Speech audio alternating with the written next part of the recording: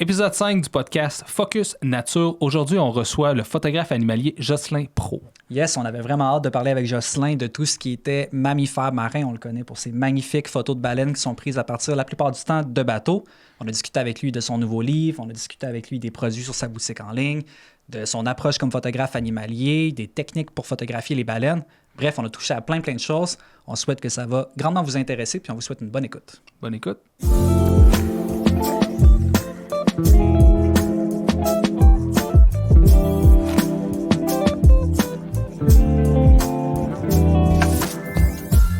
Jocelyn, bienvenue.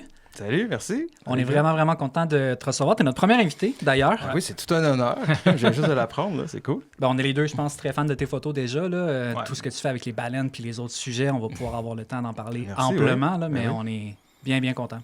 Ouais. J'aime beaucoup ce que vous faites aussi, fait que c'est vraiment cool. Bon, c'est réciproque. Peut-être pour mettre un peu la table pour l'épisode, est-ce que tu veux nous parler un peu de ce qui t'a amené à la photographie? Peut-être présenter ton travail. Qu'est-ce que tu fais comme photographe? Là, actuellement, je fais principalement la photo nature avec une passion là, avouée et ouverte pour les baleines, les mammifères marins, un peu les phoques, tout ce qui est en lien avec le milieu marin puis les baleines. Mais j'ai commencé avec les oiseaux à base de même pas la photo, là, c'était de l'ornitho à base que je faisais là, quand j'avais 10-11 ans. J'ai commencé à m'intéresser aux oiseaux qu'il y avait chez mes parents. Puis j'avais une petite affiche là, sur le bord de la fenêtre. Puis là, je checkais. Puis là, j'identifiais les oiseaux. Je trouvais ça vraiment le fun. Nice. Puis à un moment donné, c'est un oiseau en particulier là, qui m'a amené à la photo, qui est un oiseau qui est arrivé au mangeoir chez mes parents à Sherbrooke que je connaissais pas du tout, qui était pas sur l'affiche en question. Mm-hmm. Ma mère m'a acheté un guide d'oiseaux. L'oiseau était pas dedans non plus. Puis, fait que là, j'ai pris le vieil appareil photo de mon père. C'était les premiers numériques, là. Je sais pas si vous vous rappelez les 4 mégapixels, là, un vieux Coolpix Nikon qui, entre chaque photo, c'est à l'autre pendant genre 8 secondes, là. Ouais, je suis peut-être privilégié de ne pas avoir connu ça. Je pense pas avoir connu ça non plus. C'est l'appareil de type... C'était les Bridge là, qu'il y avait à l'époque, mais en tout cas, Ouais. Bref, c'était les premiers numériques, là, un peu cool qu'il y avait. Mm-hmm. Puis, fait que j'ai pris une photo à travers la vitre de ce oiseau-là, puis j'ai trouvé un groupe qui était le club d'ornitho de Sherbrooke, finalement. J'ai envoyé la photo là, puis il y a du monde qui m'a identifié, c'était une mésange bicolore. Okay. Puis à l'époque, à Sherbrooke, c'était, en fait, même partout au Québec, je pense à cette époque-là encore, c'était très rare comme oiseau. Là. Avec le temps, c'est devenu de plus en plus commun. Là. À Sherbrooke, maintenant, il y en a quand même plus beaucoup, là, en tout cas. Puis surtout aux mangeoires. Puis, mais à cette époque-là, les gens de la SLO, qui est le club d'ornitho de Sherbrooke, se déplaçaient chez nous pour venir voir l'oiseau. Des fois, il y avait 15 personnes dans la cour chez mes parents. Moi, je comprenais rien. Là. Moi, j'avais 10-11 ans. Vous voyez, ce monde-là, c'est comme... Le monde, il trippe à ce point-là. C'est un petit oiseau, tu sais. Fait que ça a comme piqué un peu ma curiosité, tout ça. Puis après ça, j'ai continué à prendre l'appareil de mon père, prendre des photos. Puis éventuellement, j'ai rencontré quelqu'un, Serge Baudette, je sais pas si vous dites quelque chose. Là. Il donne c'est un ornithologue assez connu dans le milieu de l'ornithologie. Là. Okay. Il donne des formations, des conférences, tout ça. Puis lui, il m'a pris un peu sous son aile à cette époque-là. Il trouvait que j'étais le petit jeune, le tripeux, il me trouvait cool. Il m'a amené beaucoup birdé. Puis c'est lui qui m'a donné mon premier kit de photos. Tu te l'as donné? Il me l'a vendu pour des peanuts. C'était un D70 à l'époque. Nice. Ça commence à dater. Puis c'est ça. Puis là, j'ai commencé à prendre des photos comme ça. Puis éventuellement, j'ai sorti des oiseaux. Là. Mais c'est vraiment les oiseaux qui m'ont amené à ça. OK, nice. Voilà. Cool. C'est trop. Mais présentement, passer justement toute la photo d'oiseaux, est-ce que tu en fais encore? Ou est-ce que tu as redirigé un peu ton attention vers d'autres J'en sujets? fais encore, mais je me suis vraiment ouvert beaucoup plus à d'autres choses. Là, comme je disais, là, je me suis vraiment intéressé particulièrement aux baleines parce que j'ai travaillé pendant longtemps comme naturaliste là, avec les baleines, tout ça. Fait que j'ai comme un intérêt pour ça. Ouais. Pas à Sherbrooke. Non, à Bergeronne, sur la Côte-Nord. Juste en face de chez vous. Ouais. En tout cas, à peu près en diagonale. Puis c'est ça, puis tous les animaux, en fait, là, je m'intéresse vraiment à tout. Ce que je fais peut-être un peu moins, c'est la macro, là, tout ce qui est insectes, tout ça. C'est un milieu qui m'intéresse, mais dans lequel j'ai jamais pris le temps vraiment d'aller. Ouais, c'est un autre monde, hein? C'est tellement technique. C'est ça, c'est vraiment ça a l'air assez complexe, fait que je me suis pas encore garoché là-dedans.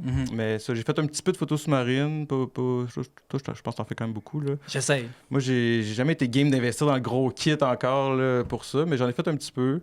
Puis, ça, depuis récemment aussi, les aurores boréales, beaucoup. Là, je m'intéresse à ça. Puis, fait que ça, je fais un peu de tout. Puis, à côté de ça, je fais aussi des contre-photos moins intéressants, je vais dire, mais de type événementiel, puis tout ça, là, pour compléter. Là. Ben oui. Ouais, je comprends. Ben, tu sais, je pense que c'est quand même...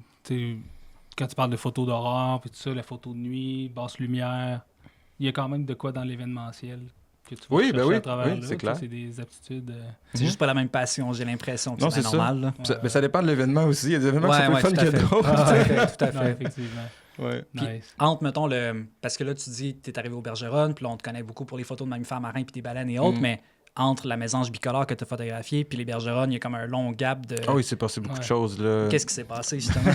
J'ai commencé des études en photo à Matane, au cégep de Matane, que j'ai pas terminé parce que c'était plus ou moins ce qui m'intéressait en photo, ce qu'on faisait là. Ouais. C'était beaucoup du studio, du commercial. On passait des 4-5 heures des fois à photographier la même bouteille de parfum pour pratiquer la transparence. Bon, moi, c'était moins mon trip. Plus technique. Fait que moi, éventuellement, je suis revenu à Sherbrooke, qui est ma ville natale, pour aller en bioéco.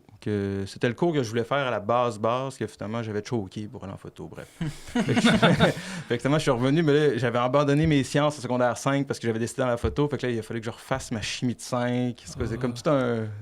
des fois, on sait jamais à quoi ça sert. Hein? Ouais, c'est ça, monsieur le chimiste qui parle. On se fait dire ça, on trouve ça drôle, puis finalement, ben, c'est ça. Fait qu'il a fallu que je refasse ma chimie de 5 en même temps que je retourne au cégep à Sherbrooke. Bref, fait que là, j'ai fait mon bioéco, qui a duré longtemps parce qu'entre-temps, il y a eu la grève étudiante en 2012, puis tout ça. C'est vrai. Fait que c'est ça, j'ai fait bioéco, puis à travers ça, en parallèle, je travaillais déjà les étés à Bergeronne comme guide interprète, là, justement, au Cap de Mon-Désir, tout ça. J'ai peut-être des endroits, je pense, Jérémy, là, tu connais un peu cet endroit-là, comme guide interprète, fait qu'avec les baleines, puis aussi comme plongeur scientifique. Fait qu'on travaillait aussi beaucoup avec les invertébrés marins, tout ça. On faisait des activités comme le Saint-Laurent en direct, là, je sais pas si vous connaissez ça. Là, c'est vraiment cool. Là. Ouais. On descendait des full face, là, des masques plein visage, là, on était câblés avec des micros, puis une caméra, puis les gens sont assis en dedans. Puis ils voient en direct ce qu'on filme sous l'eau. Wow. Puis tu nous en parles aussi. Oui, c'est vraiment cool. Puis tu sais, ils peuvent nous arrêter. Genre, hey, c'est quoi le truc rouge qu'on vient de voir là? Attends un petit peu. Ouais, puis c'est un psolus. Puis là, tu retournes dessus. Okay. Puis c'était vraiment cool. Puis on fait des activités aussi. On sortait les animaux de l'eau pour les mettre dans des genres de piscines pour enfants. Puis on présentait ça aux gens. On leur parlait un peu de la biologie des espèces. Les gens pouvaient toucher à certains organismes. En tout cas, bref, c'était des trucs vraiment cool que je faisais. Fait que je gardais ce lien-là avec le milieu marin, avec le fleuve. Puis je revenais pendant l'hiver pour faire des études. Là. Ouais. Puis c'est ça. Puis éventuellement, j'ai fini par coller de plus en plus longtemps là-bas, d'étirer mes saisons de plus en plus, jusqu'à temps que je décide de m'y installer carrément. Là, ça fait 3 ans maintenant, 4 ans que je passe mes années là-bas. J'ai ma maison là, puis tout là. Nice. Tu regardes pas? Non, je regarde pas jusqu'à date. C'est cool.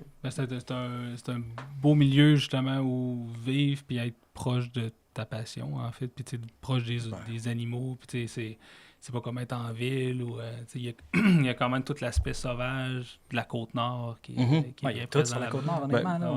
On en parlait avant, mais c'est tellement riche. Oui, il y a beaucoup de choses, mais puis, surtout pour les baleines, pour moi, c'est le meilleur spot au Québec. Il n'y a pas mieux qu'à Bergeronne. Là. On pense tout le temps à Tadoussac quand on pense baleine. Là. Ouais. Mais Bergeronne, c'est le hotspot. C'est là sont les bateaux de Tadoussac qui vont à Bergeronne souvent. Faut pas trop le dire devant nos millions d'auditeurs. Regardez pour nous. Là. On dirait que j'ai tout le temps inclus moi, toute la Côte-Nord comme étant un paradis du mammifère marin. Là. Je peux traverser à Bécomo, à Forestville, puis il y a des bonnes chances que je vois des mammifères marins quand même. Il y en a aussi beaucoup dans ce coin-là, mais c'est que dans le coin où je suis, sont plus concentrés là, avec le chenal laurentien et tout ça. Bref, on pourrait faire tout un exposé sur la scénographie du coin. Là.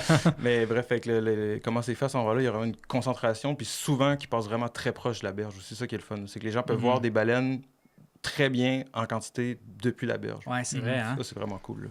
Puis toi, est-ce que tu abordes un peu justement le fait de l'observation de baleines du bord de la baie, de la rive, mais est-ce que tu photographies beaucoup sur la baie, sur la rive, ou c'est plus en bateau? Essentiellement en bateau. Parce que, premièrement, pour le point de vue, là, parce que, tu sais, sur les roches, on est quand même relativement haut tout le temps. Moi, je trouve ça plus intéressant d'être le plus possible au niveau de l'eau. Là. Fait qu'en général, je suis à genoux en arrière du bateau, dans le vieux vomi séché des touristes qui sont passés avant. C'est bon, ça. Faut être la plus proche possible du niveau de l'eau. Nice. Puis, c'est vraiment cool. Puis, c'est ça. Puis, du bord, par contre, ce qui est cool, des fois, c'est qu'on peut avoir des espèces en transparence. Là. Tu sais, un petit rorqual sur la nageoire pectorale, les petits rorquals, ils ont une belle tache blanche, mettons, qui est unique au petit rorqual. Fait que ça, c'est cool. Tu peux avoir des photos où tu vois bien la belle petite tache blanche, comme ça. Mais ça reste quand même en bateau que c'est mieux pour faire de la photo. Mais pour les observer, du bord, on fait des super belles observations. Parce que la proximité doit être plus intéressante aussi en bateau que proche de la rive. Ça dépend. Parce que les bateaux, ils ont énormément de réglementations à respecter, vu qu'on est dans un parc marin. Fait que, alors que du bord, si les baleines viennent à 4 mètres du bord, ce qui est déjà arrivé... Là, on ne tassera pas les roches. C'est ça. Fait que ça dépend. Du bord, des fois, on peut les voir de vraiment, vraiment proche. Mais j'ai vu une baleine à bosse passer au Cap Bon-Désir, sa pectorale touchait les roches. Tu sais, était vraiment... T'es là. J'aurais pu sauter dessus là, si je voulais aller faire un tour de baleine à bosse. Fait que c'est ça. Alors qu'en bateau, ça, on a quand même des réglementations à respecter. Ça arrive, puis on voit les baleines très proches quand même, parce que des fois, c'est elles-mêmes qui vont s'approcher repêcher quand on est à l'arrêt. En tout cas, on n'est jamais exactement à l'arrêt, mais bref. Mais ça fait que ça arrive qu'on les voit très proches en bateau, mais c'est ça l'avantage du bord. Ben, on sait jamais, là. On sait jamais où ils vont passer. C'est plus rare quand même. Ben, en même temps, j'en ai déjà vu de la rive qui ont fait des breaches, les fameux sauts, mais il me semble qu'en bateau, c'est plus fréquent aussi de pouvoir observer et photographier ça sans que ce soit extrêmement fréquent. Là. C'est ça, ça reste quelque chose de quand même assez rare, là, mais on pourrait peut-être en reparler de ça. Là. On a abordé le sujet avant de commencer ça. Là, mais, ben, justement, peut-être parlant de breach puis tout ça, c'est quoi un peu tes attitudes? Parce qu'on parle pas mal de baleines depuis le début, là, mais peut-être tes moments favoris que quand tu photographies les baleines, c'est ça, les breach, ça doit être imbattable. C'est assez impressionnant. Là. C'est vraiment, vraiment impressionnant. C'est les deux, vous l'avez déjà vécu, je pense. Là, Moi, j'ai juste vu de loin. De loin, ouais. OK. J'ai entendu. OK, mais il y a quelque chose... une espèce de gros... mais tu sais... Est-ce que vous avez... Je vais essayer de faire un parallèle, je sais pas s'il est bon. Est-ce que vous avez déjà entendu une gélinote tambouriner genre à 3-4 mètres de vous? Tu sais, le feeling qu'on le sent, là, ça shake jusqu'en dedans. Là. Ouais. Mais c'est comme ça, mais fois 20, là, le moment où elle atterrit. Là, c'est incroyable. Juste le moment où tu la vois sortir, le temps s'arrête. Parce que moi, c'est comme ça que moi, je le vis. Là, le temps s'arrête. Elle est en l'air pendant 1 seconde et demie, tu as l'impression qu'elle reste là pendant 2 minutes. Là. C'est fou. T'es comme, wow. Puis tu sais, les baleines, on les voit tout le temps, mais on voit juste la nageoire dorsale. Là. Exact. Tu as l'impression de savoir de quoi ils ont l'air, mais tu le sais pas. Puis tu sais, les baleines à bosse, en plus, on les connaît. On connaît les individus. Là. Ouais. Tu sais, les individus que tu peux voir depuis des années, puis là, pour la première fois, tu la vois, dans le fond. Je sais pas si tu vois ce que je veux dire. Là. On les voit pas au complet. Mais c'est ça. Juste une petite partie du dos. Tu vois une petite partie d'elle, mais tu sais pas à l'air de quoi. Là. Puis là, t'es comme, wow, OK, à l'air de ça, tic-tac-toe. Là, c'est comme une nouvelle personne que tu rencontres. Fait que là, le temps s'arrête. Puis là, après ça, elle atterrit. Mais le moment où ça atterrit, les dizaines de tonnes là, qui atterrissent dans l'eau, c'est juste le bruit que ça fait. Là, ça vient résonner en dedans. Là.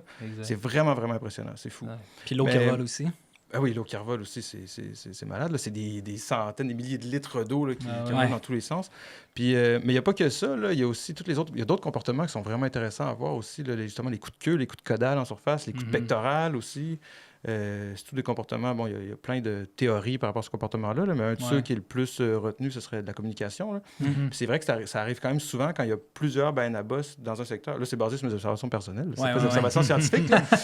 Mais quand il y a plusieurs baleines à bosse dans un secteur, mais tu sais, peut-être des fois en dedans d'un rayon d'1 kilomètre, 2 kilomètres, puis à un moment donné, ils se mettent tous à taper de la queue puis à breacher en même temps. Mais tu sais, tu les vois au loin, là, ils sont vraiment loin. Ben, dans la demi-heure, souvent, ils se sont rejoints et sont tous ensemble au même spot. Là. Ah, ouais, OK. C'est vraiment cool à voir. Mais c'est vrai que le son que ça doit faire sous l'eau, tu sais, nous, on l'entend à la surface, mais sous l'eau, ça doit faire un vacarme qui voyage c'est ça. loin. Parce que les baleines à bosse, ils émettent des sons là, assez caractéristiques. Là. Je pense que tout le monde a déjà entendu ça un peu, les enregistrements de baleines à bosse. Mais des fois, quand il y a des bruits, par exemple, des gros bateaux qui passent là, sur la voie maritime ou qu'il y a beaucoup de vagues, il y a beaucoup de vent, tout ça, ben, les sons voyagent moins bien. Fait que c'est dans ces moments-là, notamment, qu'ils utiliseraient ces façons-là de communiquer. Là. Comme la sortie qu'on avait fait, finalement. C'est ça. Il y avait beaucoup de vagues, justement, cette journée-là. Puis on a vu une baleine qui faisait la pectorale, pour rappel, pour les gens qui n'étaient pas là, malheureusement. C'était vraiment une belle sortie, malgré tout. Mais c'est vrai, pareil, qu'on a un peu toujours tendance, comme nous, comme humains, on s'exprime la très vaste majorité du temps par la parole. On a l'impression des fois que les animaux, c'est uniquement de cette manière-là qu'ils vont communiquer ensemble, alors que c'est les odeurs, c'est des sons, ça peut être des grattements, des trucs comme ça, alors que nous, c'est pas mal juste la parole. Ben même nous, on communique souvent avec des gestes aussi. Oui, c'est ça. Mettons, en photo animalière, on se fait des signes pour dire qu'il y a tel animal qui approche ou quoi que ce soit. Fait que je peux comprendre qu'il y a d'autres animaux qui le font aussi, mais on dirait que moi, c'est la grosseur puis l'ampleur d'un mammifère marin comme une baleine à bosse, d'imaginer qu'elle attaque sa pectorale pour jaser ou communiquer avec une autre baleine. C'est impressionnant. C'est capoté là, quand tu y penses. Moi, ça m'a toujours fasciné de voir justement le fait qu'on en voit si peu, puis de savoir que ça a la taille d'un bus ou d'un truc. Mais tu sais, des animaux qui ont juste des... T'sais, sur la Terre, on s'imaginerait pas d'avoir une taille aussi immense que ça. Puis, c'est parce qu'elles sont dans l'eau qu'elles peuvent être aussi grosses. Mais tu sais, tout as abordé beaucoup le volet un peu du comportement puis des connaissances que tu as du comportement de la baleine. C'est-tu des trucs que tu as appris dans ton cours en bio, ou c'est vraiment sur le terrain ou par curiosité? C'est à force d'observer. Quand je travaillais comme naturaliste là, sur les berges là, à Bergeronne, je passais mes journées à observer les baleines. J'étais payé pour ça. Là. Genre, je faisais que ça. Fait que c'est sûr qu'à force de les voir... puis aussi, je baigne un peu dans ce monde-là. Là, je veux dire, tous mes amis, même mon frère qui est avec moi sur la Côte-Nord, on baigne dans le milieu des mammifères marins, des baleines, des croisières, des guides de kayak. Fait que, on en parle tout le temps. On est tout le temps un peu...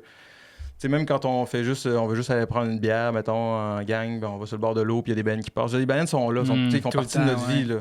Fait qu'à force, on finit par apprendre à les connaître un peu, mais ils sont encore pleins de mystères, les baleines. C'est sûr. Je disais que les comportements, là, ça servait à la communication, mais il y a plein d'autres théories aussi. La communication, c'est une espèce de consensus, là, mais il y aurait pour se débarrasser des parasites, des comportements territoriaux. Il y a plein de théories, il y a plein d'affaires. On ne connaît pas grand-chose au final, tu sais.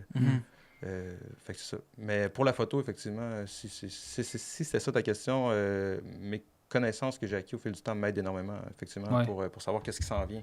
Ben oui. Ça doit quand même être difficile d'anticiper le mouvement d'un animal que tu vois pas. Ben exact, c'est ça. Tu n'as aucune idée, il est où, en fait? Surtout les breaches, entre autres. Ouais. Les breaches, c'est ce qu'il y a de plus difficile. Les breaches, c'est à peu près impossible. Puis, par contre, il y a des moments, certaines baleines que j'ai déjà vu sauter, mettons, il y a des façons qu'elle a de plonger. Je suis comme, oh, ça, c'est peut-être un bridge qui s'en vient. Ben, c'est pas une vraie plongée. Tu sais, quand ils plongent, vraiment, ils s'en vont loin. Là. Là, c'est une espèce de demi-plongée, comme un peu hésitante. Elle sort pas complètement la queue, t'es pas sûr. Puis tu savais qu'elle était un peu nervée déjà avant parce qu'elle bougeait un peu plus vite. Comme, oh, là, c'est le moment de me placer. Puis, 2 fois sur 3, mettons, c'est la bonne. Quand même. Mais tu sais, c'est pas ça. Les bridges, c'est vraiment difficile. Mais sinon, tu sais, juste pour mettons, tu veux prendre le souffle ou des choses comme ça, ben, faut essayer de comprendre quel comportement ils ont en ce moment-là. S'ils sont en train de s'alimenter, peuvent sortir à peu près n'importe où. C'est vraiment difficile. Si elle est en train de se déplacer, ben là, tu le sais qu'elle prend des respirations de manière assez régulière, toujours à la même distance. Fait que tu analyses les 2-3 premiers respires, puis après ça, tu sais exactement où va sortir où. Fait que en fonction du comportement, fait que c'est pour ça que c'est quand même intéressant d'avoir un petit peu de connaissance sur ces animaux-là. Puis même d'un individu à l'autre. Je sais pas si vous savez, vous savez sans doute, là, les baleines à bosse, surtout, ils sont beaucoup étudiés. Là, puis on reconnaît les patrons de coloration sur la queue. Puis ils ont des numéros puis des noms, là, puis ils sont suivis par des chercheurs. Tu sais, je m'intéresse beaucoup à ça. Là. Je vais aller voir ton Pokédex d'ailleurs sur ton site web. Mon Pokédex? Oui, absolument. Je me suis fait un Pokédex de baleines à bosse sur mon site. C'est une très bonne idée. C'est-à-dire que je répertorie toutes les baleines que j'ai été en mesure d'identifier et de prendre en photo. J'en ai vu d'autres, mais il y en a que j'ai pas pu photographier, là, malheureusement. Mais oui, c'est ça. Fait que pourquoi je disais ça? Oui, ça, c'est que d'un individu à l'autre, même les comportements sont différents. Fait que quand tu te mets à les connaître, même, tu es capable d'appréhender plus ce qui va arriver. J'avoue. C'est ça, parce que tous ces individus-là sont tous différents là, dans leur manière de se comporter. C'est vrai, c'est ça qui est cool avec les baleines à bosse. Mais c'est ça, dans la faune sauvage, avec des renards, avec d'autres animaux, on aurait ça. C'est pas différent avec les baleines, en fait. Ben, il l'a aussi, oui, là aussi. On a des comportements, mais comment je pourrais dire, des manières de faire. Avec les animaux, il y a certains animaux que tu peux plus approcher ou que tu vas voir qu'ils sont plus joueurs. Ou sont plus exactement la même chose avec les baleines. Oui, chaque individu est complètement différent. Là. C'est valable pour tous les animaux, mammifères ou pas. Là. Je veux dire, il y a tout le temps un comportement unique à cet animal-là. Puis tu peux faire quelque chose avec une baleine ou un renard ou un lynx, puis pas faire la même chose avec un autre. Puis ça va être le jour et la nuit. Là. Mais les baleines, il y a aussi un volet quand même qu'on les suit depuis très longtemps. Ouais. Puis fait qu'il y a quand même il y a un attachement aussi à ces baleines-là. Tu sais, moi, quand je reviens de croisière, j'ai pas vu 3 baleines à bosse. Là. J'ai vu Aramis, Tic-Tac-Toe, puis Queen. Vous comprenez? Puis ça, tous les gens du coin, c'est comme ça aussi. Là. Fait qu'il y a un côté très, très fort avec ces baleines-là. Puis on s'échange d'informations aussi. Je l'ai vu faire ça. Ah ouais, elle fait ça, elle. OK, cool. OK, prochaine fois, je vais checker. Tu sais, quelque chose de le fun. Mais c'est vrai, effectivement, comme tu dis, avec tous les animaux, tu parlais des renards. C'est vrai que j'ai une image là, d'un couple de renards en tête, là, entre autres. Là. C'est vrai que le mâle et la femelle a des comportements complètement différents. Oui, exact. C'est ça, en tout cas, fait que oui, c'est vrai qu'on peut rapporter ça. Fait que Jocelyn, je voulais te demander, là, présentement, est-ce que tu occupes encore ton emploi pour Explo Nature? Est-ce que tu fais de la photo? C'est quoi la proportion de la distribution de ton temps dans tout ça? Je travaille encore à Explo pendant l'été comme coordonnateur. Fait que je m'occupe un peu des équipes d'animateurs puis de naturalistes qui sont là. Je travaille un peu sur le développement des nouvelles activités, trouver du matériel aussi pour les activités, pour l'interprétation, tout ça. Mais je suis chanceux là, d'avoir des horaires flexibles puis tout ça pour pouvoir jumeler ça avec la photo. Pendant l'hiver aussi, là, puis le début du printemps, ça, je fais que de la photo. Puis c'est ça, j'ai essayé il y a 4 ans de tout arrêter pour me lancer en photo. Finalement, on est comme venu un peu me chercher parce qu'il y a quelqu'un qui est parti, c'était supposé être temporaire. Puis finalement, j'ai collé là. Parce que pour l'instant, ça me va bien là, de jumeler les deux. J'arrive, ça me fait l'été, je suis vraiment très occupé. Là, parce que je fais toute ma journée de travail. Le soir, je pars en bateau, je fais des ateliers photo, tout ça. Là. En tout cas, fait que je suis tout le temps en train de faire des trucs. Mais pour l'instant, ça me va. Là. Mais éventuellement, c'est sûr que j'aimerais ça faire que de la photo. Là. C'est mon objectif à court terme, je dirais. Tu as parlé d'atelier photo. Est-ce que dans le fond, ton travail comme photographe que tu fais, il y a les ateliers? Tu vends des prints? Oui, ben, essentiellement, là, depuis le début que j'ai commencé à me professionnaliser, mettons, là, c'est essentiellement des produits que je vendais. Puis pendant un certain temps, je faisais beaucoup de conférences aussi là, dans les clubs photo, les clubs d'ornitho, tout ça. Ça, j'ai un peu arrêté d'en faire. Mais avec les produits, c'est un peu... tu sais, j'ai fait des cartes de vœux, mettons, que je vends dans les boutiques, là, des calendriers à chaque année, mon livre, là, qu'on va probablement reparler plus tard, que j'ai sorti il y a pas longtemps. J'avais fait un livre à colorier aussi il y a quelques années avec une amie. C'était encore très cool. De faire quelque chose d'un peu original. Là. Ben oui. Fait que c'est ça, c'est surtout la vente de produits. Puis je donnais des cours photo aussi par Zoom. J'ai commencé à faire ça là, un peu avant la pandémie. Là. Des cours privés, là, des cours d'une heure pour débutants que je faisais par Zoom. Fait que des trucs comme ça. Puis là, j'ai commencé à faire des ateliers photo avec les baleines spécifiquement. Parce que je pense, avec le temps, avoir acquis quand même certains trucs. Il y a des... Quand même, avec l'aspect bateau, puis tout ça, il y a quand même quelque chose de très particulier au niveau de la photo. Là, vraiment. que j'ai appris sur le tas, finalement. Là. Fait que là, je me sentais prêt à commencer à faire des ateliers, à amener du monde. Parce qu'avant, j'avais déjà pensé, mais tout le monde me disait, ben go, amène du monde. Je me sentais un peu imposteur de faire ça. Ouais. Fait que j'ai attendu d'être vraiment sûr de moi, puis d'avoir un bon portfolio aussi pour pouvoir montrer aux gens, regarde, je suis capable de faire ça avec moi. Fait que j'ai commencé l'été passé, mais sans trop le publiciser. En tout cas, j'en ai pas parlé sur les réseaux sociaux, sur mon site web, tout ça. Là, j'ai mis quelques affiches dans des cafés à Bergeronne, puis à Aux-Escoumins, dans ce coin-là. Puis j'ai fait 5-6 personnes qui sont venues avec moi. Puis c'est un peu pour me roder. Je voulais voir un peu à quoi ça pouvait ressembler, quel genre de temps il fallait qu'on prévoie, qu'est-ce que moi j'allais pouvoir leur dire, est-ce que j'avais besoin de matériel, est-ce que les gens allaient être à l'aise, est-ce que les gens étaient à l'aise avec le prix, tout ça, c'était vraiment comme pour me roder. Puis ça a full bien été l'été passé, les gens étaient vraiment contents. Fait que là, cette année, je les ai lancés officiellement, là, il y a un mois ou deux, là, je sais pas si ça passé, là, mais c'est ça. J'ai lancé ça officiellement pour prendre les inscriptions. Fait que c'est ça. Fait que là, j'espère en faire plus. J'ai déjà pas mal de monde qui sont inscrits, là, c'est cool. Le problème que j'ai, c'est que je pense que je l'ai annoncé un tout petit peu trop tard. Fait qu'il y a plein de monde qui veut venir, mais il n'y a plus une chambre d'hôtel disponible. C'est vrai, c'est déjà booké pour tout l'été dans votre région. Parce que moi, j'ai un an d'avance tout le temps, quasiment. Ben, je sais pas c'est combien de temps, mais c'est plus que 6 mois en tout cas. Parce que moi, j'ai attendu justement, je voulais l'annoncer pile au bon moment pour justement qu'on soit dans le moment où les gens commencent à planifier leurs vacances et tout. Puis je me suis dit, je le mets avant, ils vont juste l'oublier, tu sais. Mais finalement, j'ai comme dépassé de 2 semaines. Là, tous les hôtels sont pleins jusqu'au mois de septembre.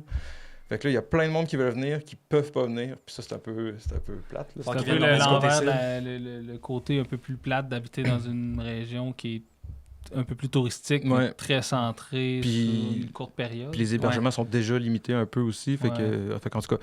Puis la présence des animaux aussi, tu peux pas en donner l'hiver parce que t'as pas donc tu es un peu plus limité justement dans le temps à ce niveau-là. Fait que c'est ça. Fait que j'en ai déjà une coupe. J'aurais pu en avoir beaucoup plus. Mais je compte en remettre des annonces dans le coin aussi pour les gens qui sont déjà là. Parce qu'il y a beaucoup de monde qui font déjà... Tu sais, l'été passé, j'ai pas fait aucune pub. Là. C'était juste du bouche à oreille, le monde qui sont venus. Là, puis le monde est intéressé. Fait que je pense qu'il y a un intérêt pour ça. Moi, de toute façon, je vais sur l'eau. Fait qu'aussi bien amener quelqu'un avec moi. Tu sais, c'est quand même... ce que tu fais, puis tu sais, quand on regarde tes photos, on voit que la lumière est bien placée.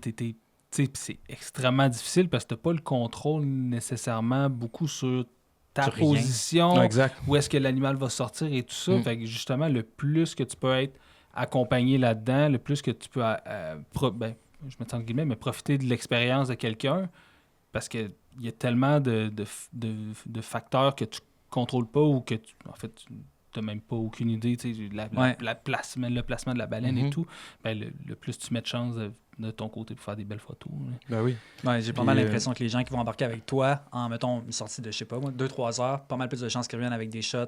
Si t'es là pour dire, hey, tic-tac-toe, on va faire telle affaire dans... Oui, ben c'est ça, mais en même temps, faut pas non plus que les gens s'attendent comme à faire tout ce qu'ils peuvent voir, mettons, sur mon site Internet. Ben non, c'est ça. Parce que, tu sais, c'est ça. Moi, je sors à tous les jours depuis des années. C'est pas toutes mes croisières qui ressemblent à ça. Là. On voit pas des breaches à chaque fois. On voit pas, tu sais, fait que c'est ça. Moi, je le vois pas comme une façon... Tu sais, mon atelier, je le vends pas comme une façon de revenir avec des photos incroyables. Je le vends comme, venez, je vais vous montrer comment on fait des photos de baleines, puis après ça, vous allez être correct pour retourner tout seul et faire vos shots. Les gens s'outillent pour d'autres fois après aussi. C'est plus comme ça que je le vois. Puis si on voit des trucs vraiment cool, ça m'est arrivé là, dans mes ateliers que j'ai fait l'été passé, là, on a eu des breaches non-stop toute la croisière. Parfait, c'est vraiment cool. C'est un beau bonus, mais tu sais, je veux pas que les gens reviennent déçus après. Je veux pas leur vendre du rêve et qu'ils reviennent déçus. Là, genre, on va en voir des baleines. On en voit pratiquement à chaque fois. Je pense l'année passée, j'ai fait une croisière. Je n'en ai pas vu sur toutes les croisières que j'ai fait pendant 6 mois. Fait que des baleines, on en voit. Après, est-ce que les conditions, comme tu disais, sont bonnes, les couleurs sont pas tout le temps belles, des fois les baleines sont plus loin, des fois c'est ça. Mais pour revenir sur ce que tu disais, un des gros défis en bateau, c'est que c'est pas nous qui pilote le bateau. Aussi. Oui, effectivement. Fait que dépendamment d'où on est placé sur le bateau, de où la lumière allait, de où la baleine allait, des fois on a du monde devant nous, des fois... Fait que ça peut être assez... Des fois un peu frustrant. Moi, je suis chanceux parce que je commence à connaître bien le monde. Il y a un des capitaines là-bas, entre autres, c'est mon frère, qui sait un peu ce que je fais. Fait que je peux me permettre de dire, hey, tu pourrais-tu tourner un tout petit peu le bateau comme ça? Ou est-ce que tu serais capable? Mais juste, serais-tu capable, mettons, de nous mettre les belles montagnes avec la brume au loin dans le background là-bas? Là? Je vais essayer, mais des fois ça me gosse un peu. Puis lui, c'est compliqué aussi parce qu'il faut qu'il navigue avec dans le respect de la réglementation puis tout. Là. Fait qu'il peut pas faire n'importe quoi avec son bateau. Là. Avec les vagues et tout. C'est ça. Puis aussi, lui, il a ses touristes là, sur le bateau. Il y a ses clients qui doivent voir les baleines. Il fait pas la croisière pour moi. Là. Moi, je suis comme en bonus sur le bateau. Là. C'est pas... Mais moi, je vois ça quand même que les gens qui sont dans le même angle que toi. C'est ça. Tu dis, OK, lui, il est là. Tout le monde s'assoit à côté de Jocelyn. C'est la façon la plus facile. Moi, je suis en arrière complètement, comme je disais tantôt. Là où c'est crotté, puis sur le bord des moteurs, puis moi, je suis loin de tout le monde. Là. Mais c'est le meilleur spot, c'est là que c'est le plus bas. Ah ouais, puis, c'est là que je peux gosser le capitaine pour qu'il tourne le bateau aussi. mais j'amène le monde aussi. S'il y a du monde qui veut venir en groupe, là, ça, j'en ai pas encore fait, mais j'amène du monde en pénaliser des bateaux. Là. OK, nice. Fait que ça, c'est quand même vraiment cool parce qu'on peut vraiment se déplacer comme on veut. Puis si on veut rester un peu plus longtemps qu'une baleine, mettons, on peut aussi.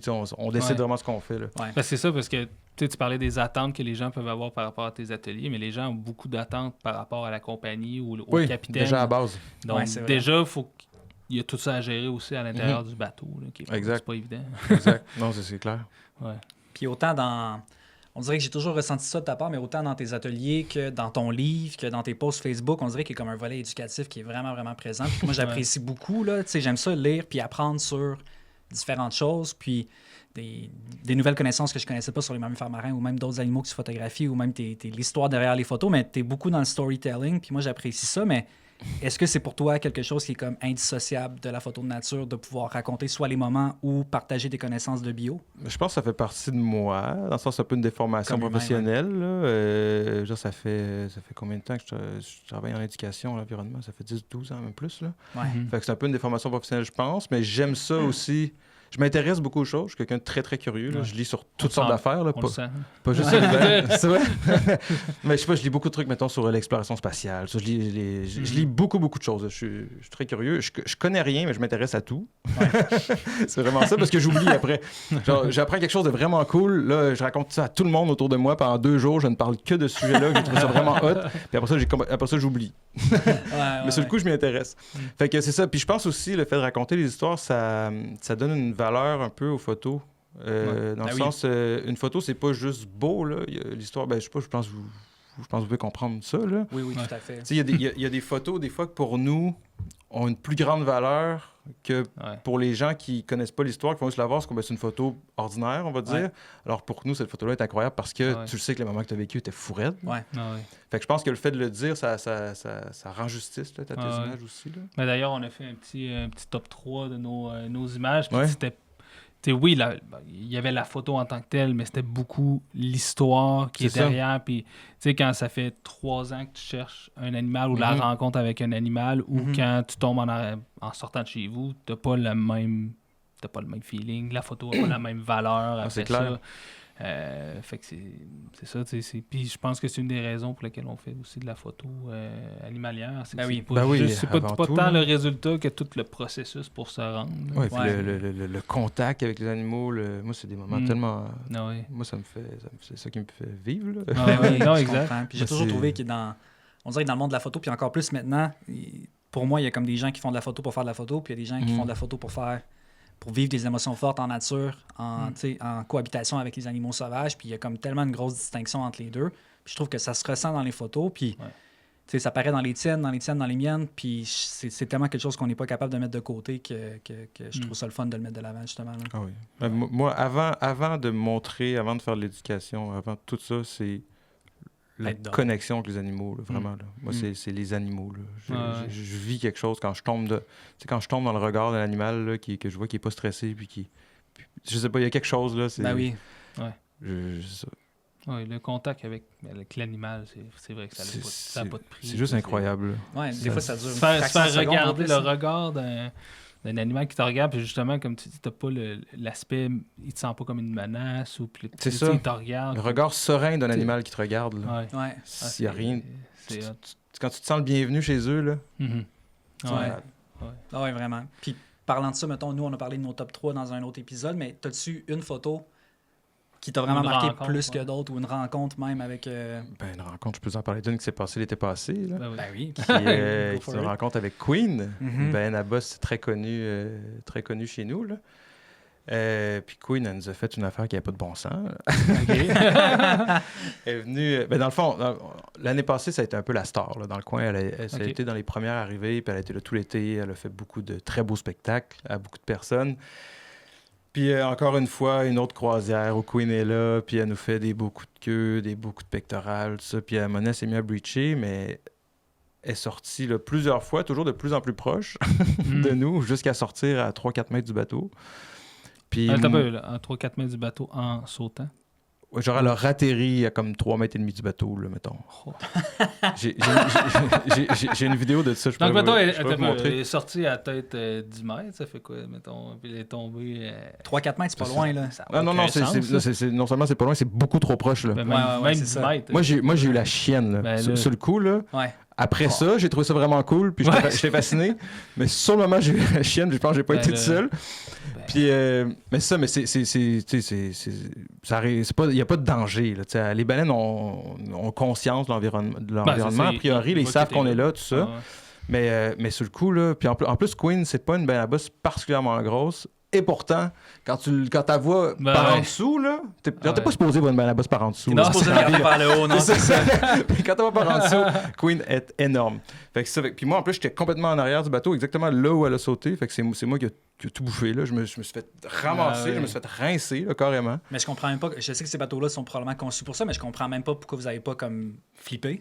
Je veux dire, à 3-4 mètres, là, la vague que la baleine fait... C'est des gros zodiacs de 40 personnes. Là. C'est pas non plus, un kayak. Là. Mais ça doit brasser après 4 honnêtement, j'ai comme un 3 secondes un peu flou. C'est parce que déjà, le breach, juste avant, elle est déjà sortie proche. Comme à, je sais pas, elle était comme peut-être à 50 mètres, mettons. Okay. Ce qui est très proche pour un breach. Là. Mais qui était quand même une distance très... correct, mettons, pour pas avoir peur. Sécuritaire. C'est ça, sécuritaire. Puis déjà, là, je me rappelle, j'ai pris une photo, puis j'étais comme, wow, tu sais, j'ai juste sa tête, là, genre, là, à 300. Elle était déjà trop près, là. Pour moi, prendre des photos, elle était déjà trop proche. Ouais. Puis déjà, on était comme, wow, on était tous comme vraiment impressionnés, tout ça. Puis là, à ce moment-là, je sais que les bateaux qui étaient là, savaient pas trop quoi faire, parce que là, t'es rendu un peu dans le milieu des bateaux. Ouais. Fait que les gens, ils étaient comme, là, vas-tu ressortir? Tu sais, on savait pas. Fait que finalement, puis dans ce moment-là, en tout cas, avec la réglementation, tout c'est compliqué, là, parce que là, normalement, le bateau, il est supposé... Si la baleine est à telle distance du bateau, le bateau peut pas avancer, mais il peut pas rester à l'arrêt complètement non plus. Il faut que ce soit à une vitesse manœuvrable. En tout cas, bref, je connais pas... mais bref, c'est compliqué. Mais de l'autre côté, tu la vois plus. Fait que, c'est difficile. Tu vas pas au travers de l'eau. Là, fait que t'as l'impression, des fois, tu peux peut-être t'en aller, mais finalement, c'est dans la même direction qu'elle. C'est qu'il y a le danger que si on se tasse, c'est là qu'il nous arrive. Fait que, bref, c'était tout un moment un peu pour tout le monde là, qui était un peu... personne ne savait quoi faire. Puis finalement, ça l'est ressorti là, juste à côté. Wow. Ça a été vraiment, vraiment impressionnant. Fait que sur le coup, c'est ça. Comme je vous dis, sur le coup, c'était plus... qu'est-ce qui se passe? Mon réflexe pour me protéger, ça a été de prendre une photo. T'as levé tes bras, là. Fait que j'ai une photo floue, vraiment proche des sillons ventraux de Queen. Ouais. Mais je sais même, pour vrai, il n'y avait aucune chance que j'arrive à prendre de quoi, là. C'était vraiment mon réflexe. Je sais pas pourquoi. Elle est arrivée, peut-être même en dedans de la distance minimum de focus. Mais c'est clair. Avec une baleine. C'est clair. Puis c'est ça. Après ça, je me suis fait rincer. Puis après ça, tous mes amis à côté. Puis c'était cool parce que ça donnait que c'était comme la croisière de l'été où toute ma gang d'Explo était venue avec moi en bateau. C'était comme la seule fois. Puis c'est là qu'on a vécu ça. Puis là, tout le monde braillait. En tout cas, c'était braillait pas de peur, là, de joie. Puis tout ça. Bref, ça, c'était vraiment incroyable. Vraiment, vraiment incroyable. Ce qui s'est passé là. Fait que c'est ça. Nice. Mais tu sais, on parle de quoi, excuse? Non, ben c'était ta rencontre. C'était ça. C'était ta rencontre. Puis tu sais, justement, on parlait du fait que des fois, c'est pas nécessairement la photo, mais le moment que tu as vécu. Puis là, ben, je pense que c'est un des meilleurs exemples que tu n'as pas tant de photos. Ben, t'en as peut-être de ta sortie. J'en ai quelques-unes, c'est ça. Mais ce moment-là, je veux dire, C'est incroyable. Oh, c'était fou, c'était fou. Vraiment fou.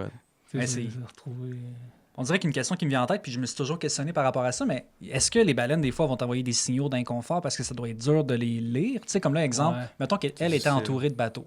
Puis c'est vraiment, vraiment juste une hypothèse, c'est probablement pas le cas, mais mettons qu'elle est entourée de bateaux, est-ce que pour elle, de breacher aussi près, c'est un signe pour dire genre, hey, donnez-moi de la place ou ça?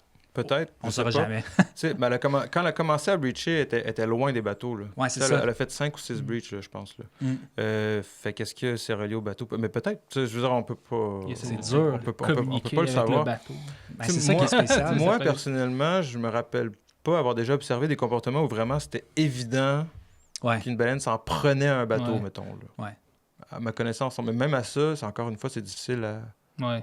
Fait que, tu sais, les capitaines essayent de rester respectueux, ils respectent la réglementation, on essaie de faire ça le mieux possible.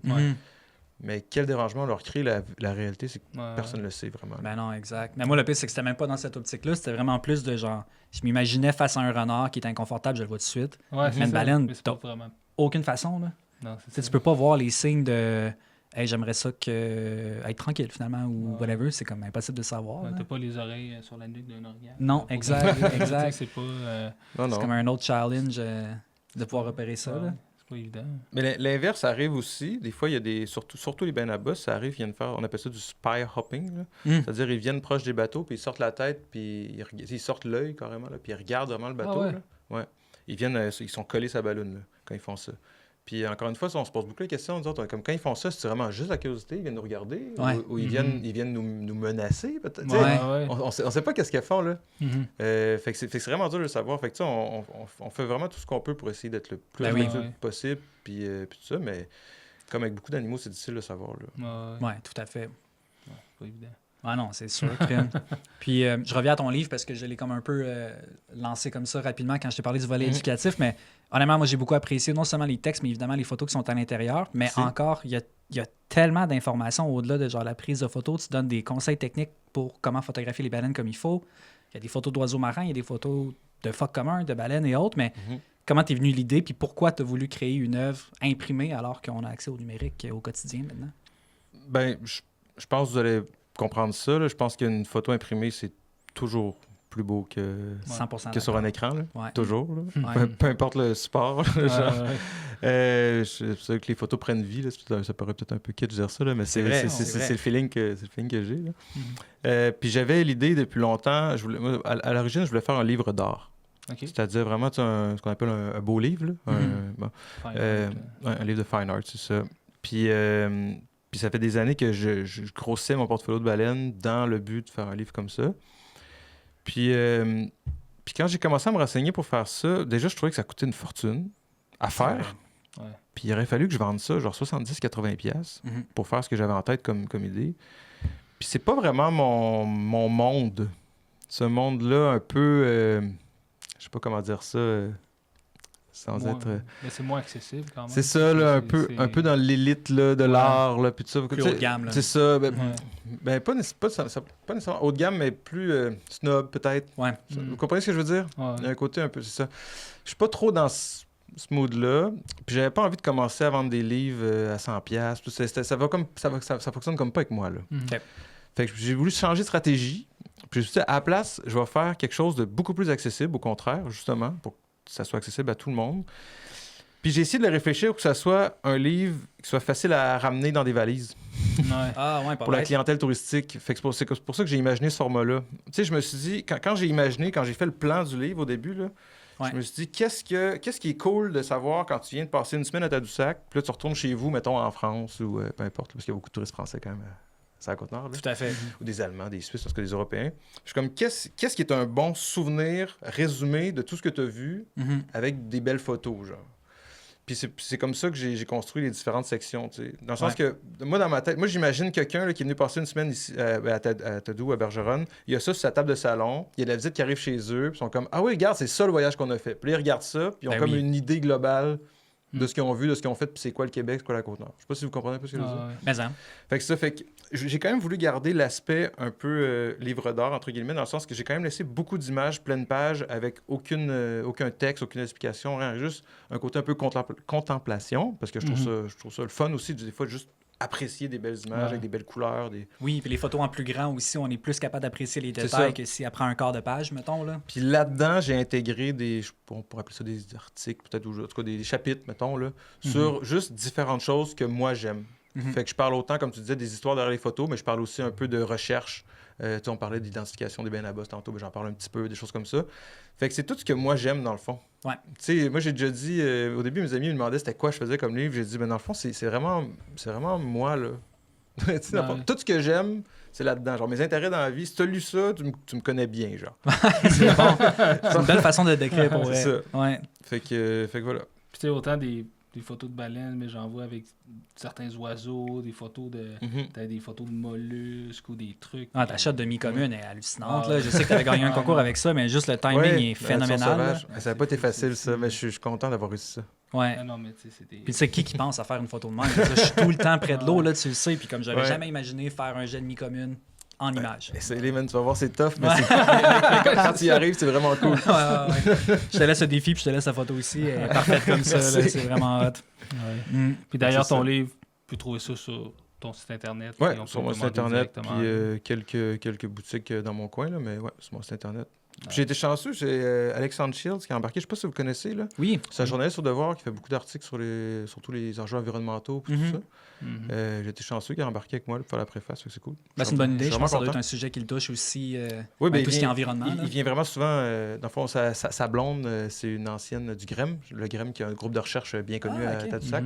Fait qu'ils viennent à tous les étés vraiment souvent, puis on va souvent en bateau ensemble, là, voir les baleines, tout ça, fait que je l'ai rencontré dans ce contexte-là. Là. Ouais. Puis c'était vraiment un tripeux de baleines. Nice. Voilà. Fait qu'on a parlé pas mal de baleines, beaucoup du monde marin, mais c'est pas que ça, ton travail de photographe. C'est surtout pendant la saison estivale. Puis l'hiver, évidemment, il faut que je me trouve d'autres sujets. Puis, fait que tu cherches pas mal dans les mammifères, les oiseaux, les chouettes. Ouais, ben un peu tout ça. Quand j'ai la chance de passer, tu sais, je passe à Québec de temps en temps parce que je m'en vais me promener ailleurs, mettons, fait que j'arrête un peu, j'ai souvent des chouettes des hiboux justement ici, là, fait que j'arrête un peu dans le coin, tout ça. Mais c'est rare que je passe des longs séjours, mettons, à chercher ces animaux-là, là. Fait que, tu vois, chez nous, là, cet hiver, j'ai cherché beaucoup les lynx, là. Je sais que vous deux, vous avez eu des belles rencontres. Je pense qu'il est apprécié de tout le monde, le lynx. Ouais. Fait que ça fait déjà 2 ans que je les cherche. Les autres années, j'avais une stratégie qui n'était pas la bonne, je pense. Là. Je voyais des traces quelque part. Parce que je retournais 2-3 fois, je voyais plus de traces. Fait que j'essayais de trouver ailleurs. Puis là, j'étais comme éparpillé, c'était pas bon. Fait que cette année, ce que j'ai fait, c'est que j'ai essayé j'étais à plein de places, voir où il y avait le plus de traces, où il y avait l'air de passer le plus souvent. À un moment donné, j'ai trouvé un spot où il y avait clairement une mare avec des bébés.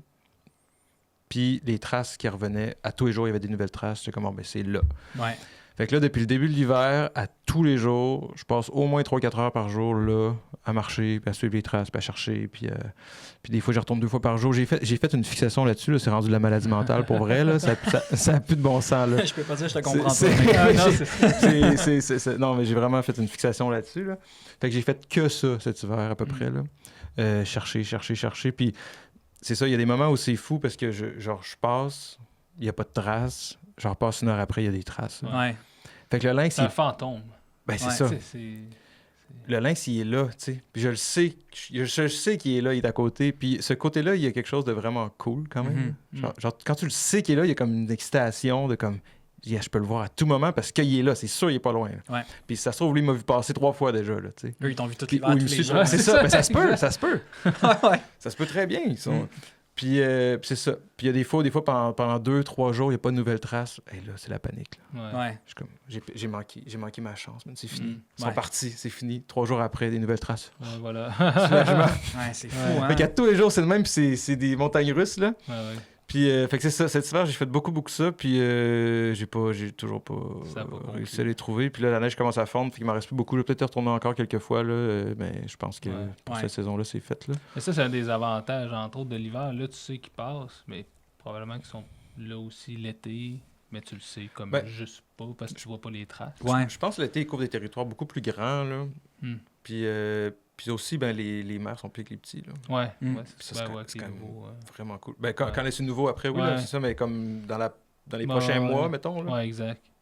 Fait que c'est ça. Là, ça aurait été quand même vraiment, vraiment incroyable de voir la marque des bébés. J'ai jamais vu de lynx, ça, moi. Sauvage, là. Ouais.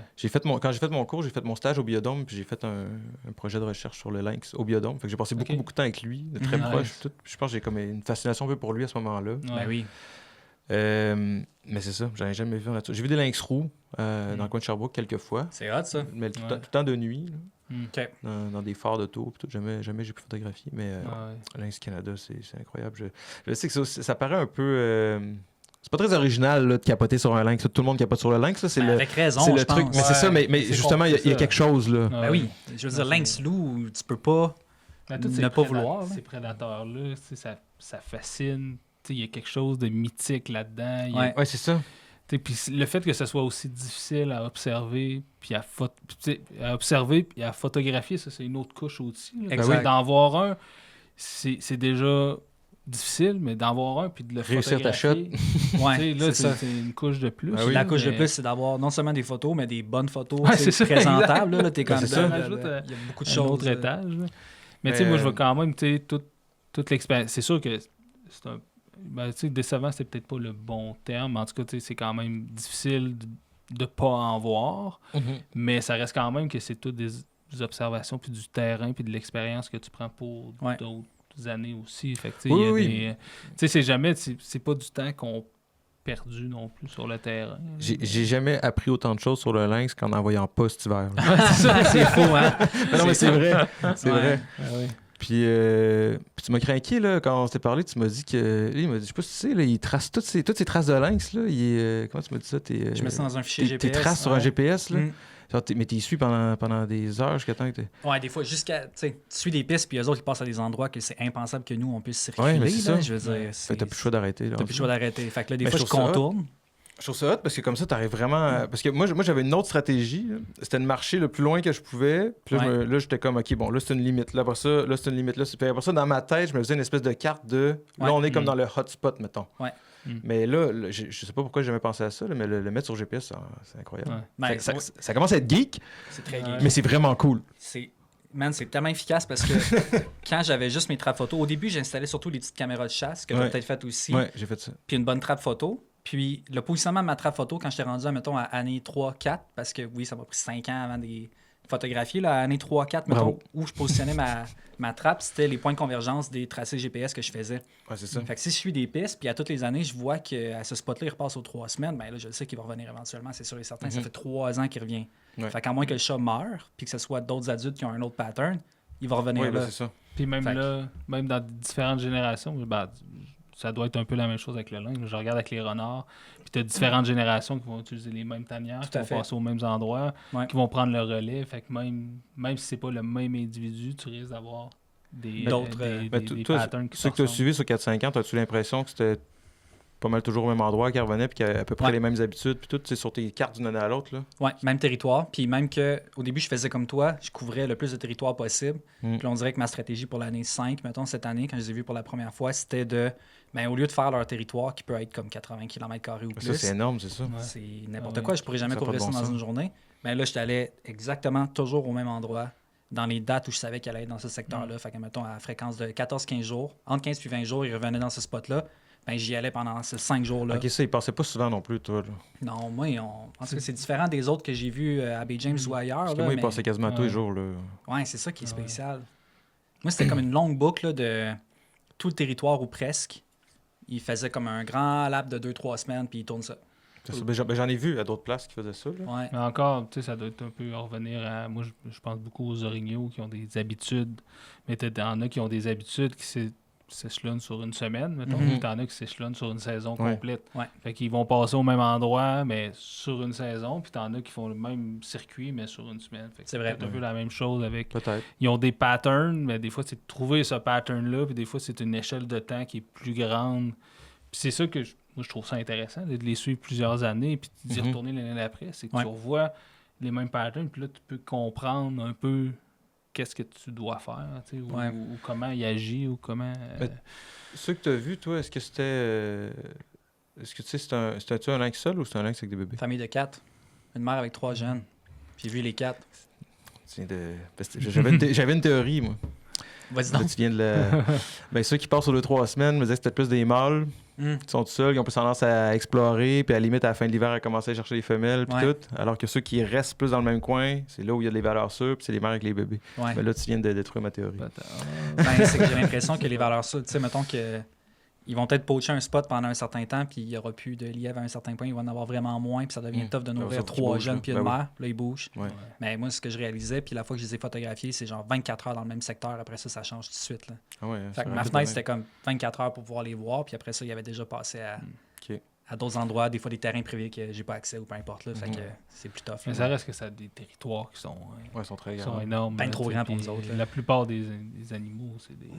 à moins d'avoir un point d'ancrage fixe, comme mettons un renard qui a sa tanière, ben après ça, les lynx, ils doivent... En tout cas, je connais pas tant tout ce background-là, mais ils doivent pas quand même rester au même spot très longtemps, même avec les bébés.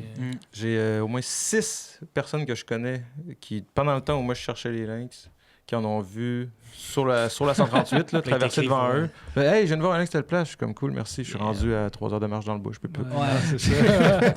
Puis, mais c'était tout le temps à 3-4 km, tu sais. Pas loin. Fait que j'ai tendance à croire que c'est peut-être les miens. Je vais mettre des gros guillemets. C'est peut-être les miens. Fait qu'effectivement, c'est ça. Là, ils peuvent être loin puis rapidement, j'ai l'impression aussi. Je pense. Parce que des fois, j'ai des traces vraiment fraîches. Puis 2-3 heures après, quelqu'un qui le voit quelques kilomètres plus loin. Là. Moi, pour en avoir suivi, aussi, en raquette, impossible de rattraper. Non, impossible de rattraper. Ou en tout cas, une fois qu'il est parti, en tout cas, moi, ça m'est jamais arrivé d'être capable de... Ah non, puis eux autres, c'est tellement mobile, c'est facile là, de se déplacer. Ben oui, c'est clair. Contrairement Mais lâche pas, d'abord, parce que c'est sûr que ça va arriver éventuellement. Très gentil, merci. Puis la deuxième chose, c'était, pour le territoire, tu voulais établir les limites. Là. Moi, je réalisais qu'avec les petites caméras de chasse, quand j'en avais une qui avait une vidéo de marquage de territoire, là, genre caca ou urine ou whatever, ça, c'était clairement une limite de territoire. Okay. Fait que là, moi, je mettais ma ligne sur mon fameux tracé GPS là pour dire, ben là, c'est comme, il marque son territoire parce que c'est clairement à la limite. Ça me donne une idée, mais ça m'a aidé tant que ça, je sais pas, là, mais c'est intéressant. Tu l'as eu? Ouais. Mais de toute façon, c'est juste de la chance, la photo. T'as juste été chanceux. Exact. Ça y a pris 5 ans à être chanceux. J'aimerais ça être chanceux plus vite. C'est ça. Mais bref, peut-être pour terminer, as-tu des trucs à plugger? Bien évidemment, ton livre. Là, les gens peuvent aller visiter mon site s'ils veulent voir un peu mon portfolio, tout ce que je fais. J'ai aussi ma boutique en ligne là, avec mes différents produits. Puis sinon, sur Facebook, j'ai un Instagram, mais je ne l'alimente pas bien. Je suis pas bien bon sur Instagram. Fait que si les gens veulent suivre ce que je fais, c'est plus sur Facebook. C'est juste l'impro photographe animalier.